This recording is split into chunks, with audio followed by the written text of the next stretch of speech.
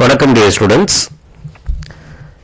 நீங்கள் வந்து லா படிக்கணும், சட்டப்படிப்பு படிக்கணும் அப்படின்னா உங்களுக்கு தெரியும், நீங்கள் கிளாட் எக்ஸாம் எழுதணும்.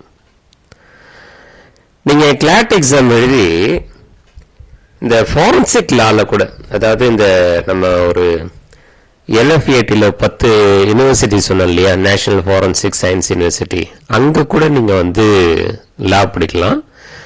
கிளாட் எக்ஸாம் எழுதிருந்தீங்கன்னா அதை வச்சு அவங்க வந்து உங்களுக்கு அட்மிஷன் கொடுப்பாங்க. Candidate shall attain admission through CLAT for national forensic science universities law 5 year integrated ப்ரோக்ராமா அவங்க கொடுக்குறாங்க உங்களுக்கு.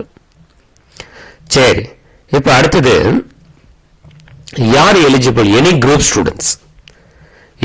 Students eligible. ஸோ அவங்க த்ரூ கிளாட் மூலமாக தான் அவங்க எடுக்கிறாங்க.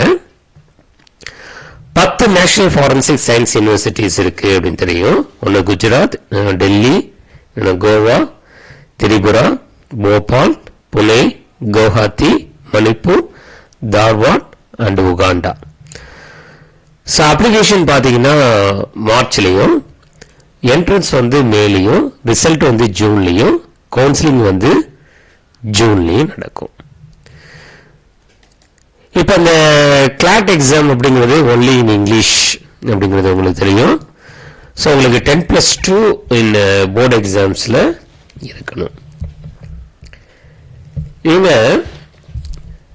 Candidate shall obtain admission through CLAT for national forensic science universities for law 5 year integrated programme. So என்ன மாதிரி கொடுக்குறாங்கன்னா பிஎஸ்சி எல்எல்பி அப்படின்னு கொடுக்குறாங்க.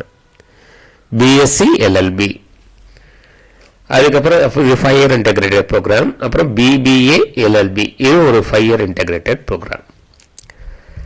அப்போ கிளாட் எக்ஸாம் எழுதி மாணவர்கள் இங்கே இருக்கக்கூடிய நேஷனல் ஃபாரன்சிக் யூனிவர்சிட்டிஸில் படிக்கணும் அப்படின்னா நீங்கள் கிளாட்டை வச்சு நீங்கள் அப்ளை பண்ணலாம்.